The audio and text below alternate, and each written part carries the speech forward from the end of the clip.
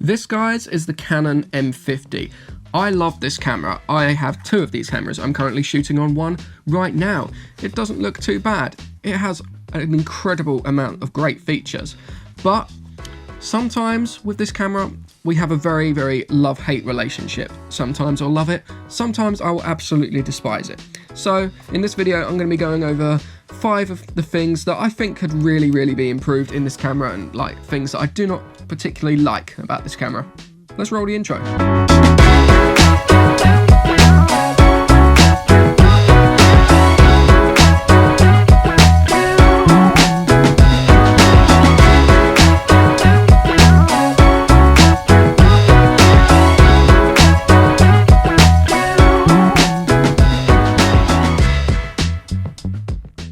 Welcome back to the channel, guys. Thank you very much for joining me for another video. I hope you're all doing amazing. If we're just meeting, nice to meet you. My name is Connor Wells. I am a photographer, videographer and podcast producer.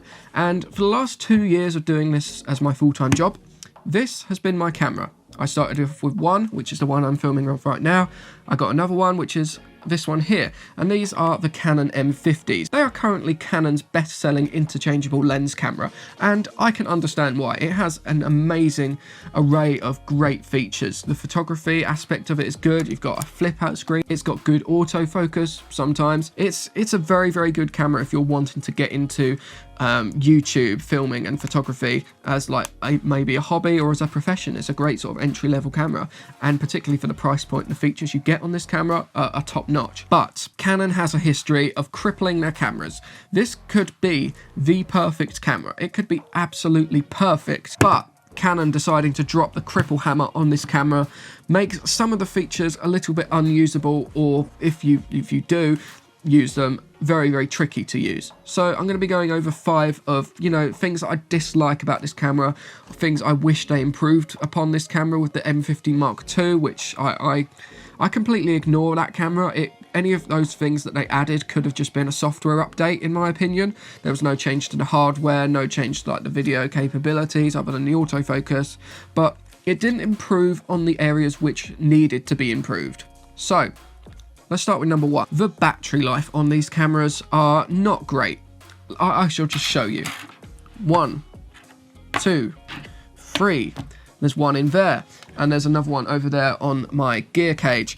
I have, 5 of these batteries because they die really, really quickly. I use these cameras to record podcasts. These podcasts are usually about an hour long. Luckily, because I've got 2, I can switch between different angles. So if one camera battery dies, I can quickly swap it out, hit record again, and the other one's still recording, so I don't lose any footage. So these camera batteries die very, very quickly. When I'm filming in 4K, I can only really get about half an hour, 45 minutes worth of recording. When I'm filming in 1080p, which is the majority of filming on these cameras, and I'll explain why, I can really get about an hour, hour and a half. They're not the best camera batteries at all.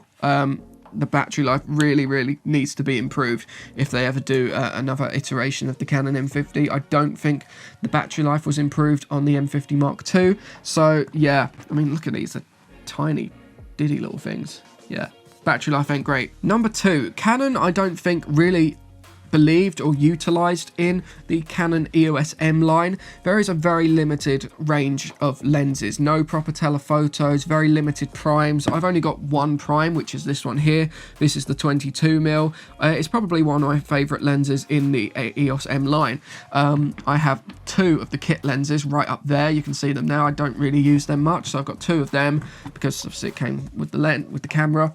I have got a 11 to 22mm, which is what I'm using on to film right now, and I'll explain why I'm using a wide-angle lens to film at the moment. So yeah, we'll address that point in a moment. But there is very, very limited lenses. There's no like 50mm, there's no 85mm, there's no like 100mm macro. It's very, very limited, and I think that's what puts a lot of photographers and videographers off. Con number 3. Now, before we get into con number 3, I'm just going to ask you, please do subscribe to the channel. It would be lovely to have you on board.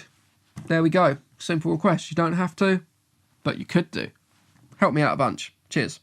Con number 3. It has no USB charging. Now, we've addressed the camera battery life is pretty abysmal. So one thing that would be great is offer USB charging. You know, you've got a micro HDMI slot here, and you've got a USB slot, which I really just use for live streaming and using this as a webcam. But it would be great to have like continuous power like the R5 and the R6 and the EOS R. You can charge it with USB-C. That would be a great feature if you could just like charge it with USB. That would be amazing, other than having to buy like a dummy battery, which, you know, are notably sort of a little bit unreliable, can become a little bit loose. If it gets unplugged, the recording stops and it corrupts the file. So yeah, USB charging would be absolutely fantastic. Moving on to drawback number 4. This is arguably the biggest con when it comes to buying this camera.